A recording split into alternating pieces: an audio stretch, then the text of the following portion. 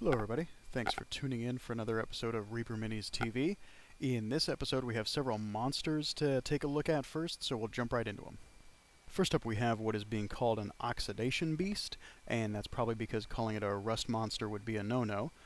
This comes in multiple pieces. You have the body, and then on a sprue you have two sets of legs, plus two more little legs that stick out in front of the beast, and a couple of little feather feeler things. So if you're a veteran player of Dungeons & Dragons at all, you know exactly how dangerous this kind of silly-looking beast can be to anybody in armor. It's just about the last thing you wanted to see if you're a paladin or big bulky fighter in heavy armor and you walk around the corner of a dungeon. Since you have multiple pieces that make up the model, you are going to do a little bit of cleaning and then spend a little bit of time on assembly, but it goes together pretty easy. I don't think you need to pin anything at all. Glue should hold it together just fine. It is a little bit big to go on a 25mm square base, so I'll be dropping it onto a 40mm square base. You could put it on a larger round base if you wanted to also. Once assembled and based, I think this will be a very easy miniature to paint too. Normally this kind of beast is going to have a medium to light brown color, so that color brown, a brown wash, pick out a few highlights, you're done, and really ready to piss off some player characters. Next up we have a Desert Thing from the Savage Worlds line, and this figure comes in multiple pieces. There's two large jaw pieces, one sort of internal smaller one, and then a whole bunch of tentacles that you can see here. Now it goes together kind of uniquely where you've got the inside jaw piece. Here's a look at it, just a bunch of teeth and the jaws. That's going to fit inside or underneath the two halves of the outer jaw piece. And they're close to identical, not totally, but they are very similar. And it's a little bit of a trick to get to sit together the first time that you do it, and I'll fumble around here with it. There we go. And you can see that goes together, so you can see the inside and the outside, so whoever falls in here is really going to get chewed up.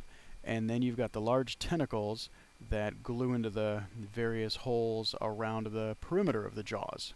To me, I think this makes an ideal trap kind of monster, and I don't think you really have to use it in a desert setting. I think in a jungle setting it would do just fine, and it really has a unique look to it to where it's not just the outer teeth and then nothing. The inner set of jaws and the tentacles really add a lot to the figure. So in a horror game, I think in a Call of Cthulhu game, this would be outstanding. In a typical D&D or fantasy game, I think it'd be great, like I said, as a trap monster. So for me, definitely a cool figure. Next up in our group of monsters that we're looking at is a Mind Eater, and this was another figure that you saw a glimpse of in the ReaperCon video when we were looking at the display case. And assembly-wise, this is a pretty simple figure to put together. You've got your two sets of legs and then the brain. The legs each have there's two legs, I guess, that you could call them on each set of legs. So there's four little legs that it scuttles around on, and they're identical. They're going to fit into the underside of the brain.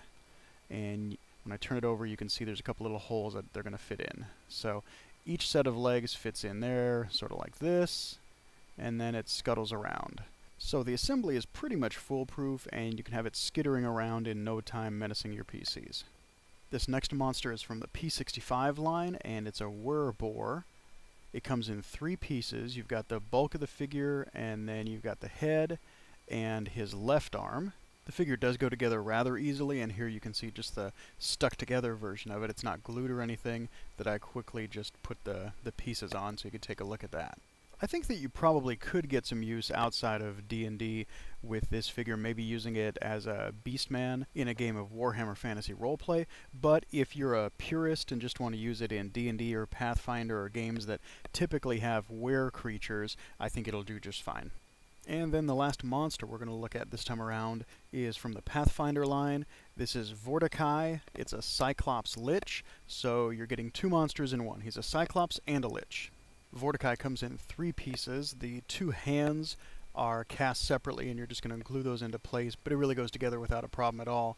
And he stands significantly taller than a man. You'd expect that for Cyclops, so he's probably ogre height, but not ogre width.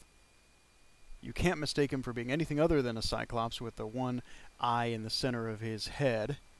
And before I looked at the full name, where it said Cyclops Lich, I did think he looked kind of demonic because of the horns, but then when I saw the Lich part, it made perfect sense that he's got horns and he's wearing the sort of tattered robes that he's got on and has a more evil presence to him than a Cyclops normally would.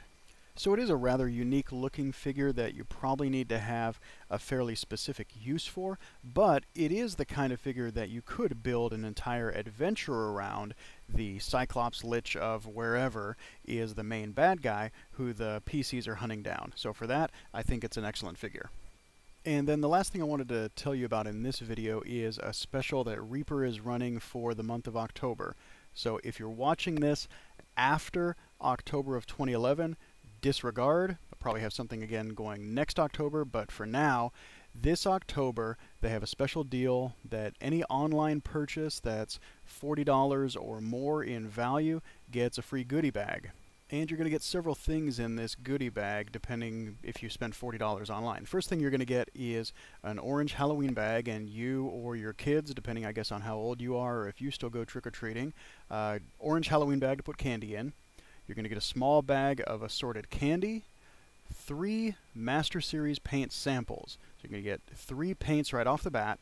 Then you're going to get another Master Series paint. This is going to be a pink paint that is for breast cancer awareness. So always a good cause there. I'm a big fan. You're going to get a deck of Cav playing cards and then 1 Trick or Treat miniature. The deal with the miniature is this. Either you're going to get a Halloween-themed figure, like one of their little familiars that is a little mummy carrying a pumpkin, or the little gingerbread man familiar, or something like that, or it's going to be a trick. Now, about 30% of the time they say it's a trick. So I haven't seen the trick miniatures. I don't know what they're sending out, but I do know from the picture that you see here, neither one of those skulls has anything to do with anything they're giving away. But all the rest of the stuff that I listed is going to be in the bag if you place an order in the online store during October. That's $40 in value or more.